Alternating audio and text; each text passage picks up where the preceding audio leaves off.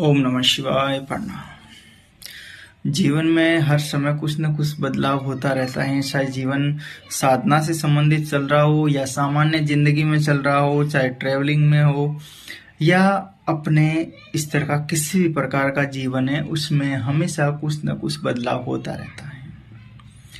अध्यात्म में भी वही एक सिस्टम होता है। जैसे जैसे आप अध्यात्म में आगे बढ़ते रहेंगे, वैसे वैसे आपके जीवन में परिवर्तन होता रहेगा। आपको अलग अलग ज्ञान की प्राप्ति हो गई। जब आपकी बुद्धि आगे की और विकास करती रहती है ना, उसमें सब पिछले जो कर्म होते हैं वो हमेशा अपने को याद आते हैं कि उस समय ये सिस्टम था, ऐसे थे, ये बातें करते थे। फिर कुछ न कुछ उनका कुछ लेवल होता है, हर दौर का वो याद रहता है जीवन में। और उस दौर को याद करके पछताते भी हैं, गर्व भी होता है, और कुछ यादें जुड़ी हुई हमेशा जीवन से रहती हैं।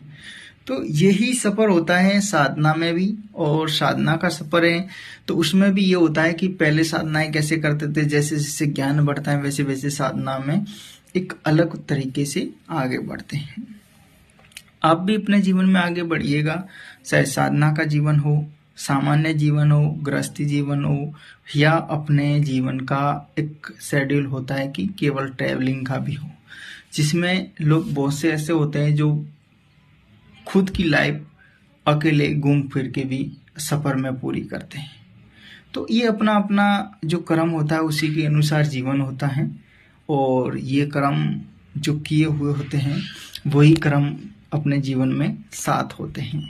बाकी किसी के बहकावे में कभी भी मत आओ कि इतना दान पुण्य करेगा तो ऐसे हो जाएगा, वो करेगा तो वो हो जाएगा। लेकिन वर्तमान का जीवन है सबसे बड़ी कि आप अध्यात्म से आगे जितना बढ़ सकते हो वो किसी भी दान पुण्य से आगे नहीं बढ़ सकते। ये मेरी खुद की खोज है और मेरे जीवन का इच्छा भी है। ठीक है। ओम नमः शिवाय। आप सभी को प्रणाम।